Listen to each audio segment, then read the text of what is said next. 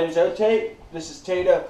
And this is the CG Dojo Basic Shot Project. Right now we're going to talk about stabs. I'm definitely not the stab guy, however they do have a lot of really fundamental important abilities in combat. My typical use of stabs is it lets me aggressively take away the range control of my opponent by threatening them with the longest point possible when I'm throwing a shot. So there's lots of kind of different stabs that you can use throughout. I'm not going to cover all of those. You can stab whatever way that you like to. However, the purpose of this video and the stab blocks on your block chart on your Pell sheet is I just want you to practice some basic stabs so that you guys are aware of them and know how to use them, right? So the one that I'm going to teach you guys is the one that I use, which is just a basic thrust.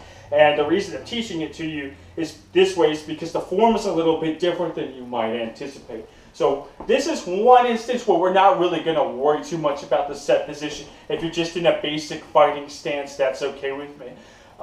What I want you to do is take a basic fighting stance and stand a little bit further away from your Pell, right? And what I want you to understand about stabs is they are propelled by step. They're not propelled by a lunge. They're not propelled by back extension. They're propelled with just a short step forward, right? So I need to stand a little bit further away.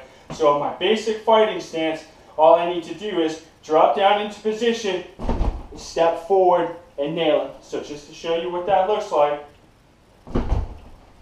step back, reset, like that.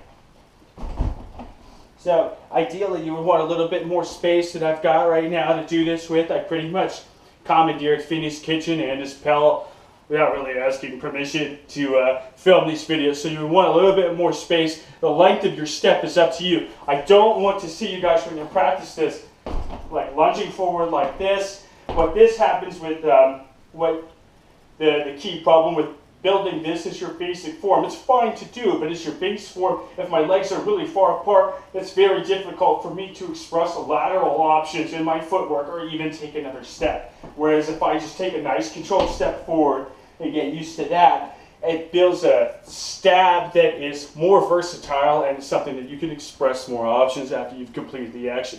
In addition, you are free to stab Tato over here however you like, right? So just to show you some basic variations in slow motion, I don't typically throw these, but there are things that have hit me a lot in the past. As you have a basic hook stab, which is powered by just some rotation here that typically goes around a shield.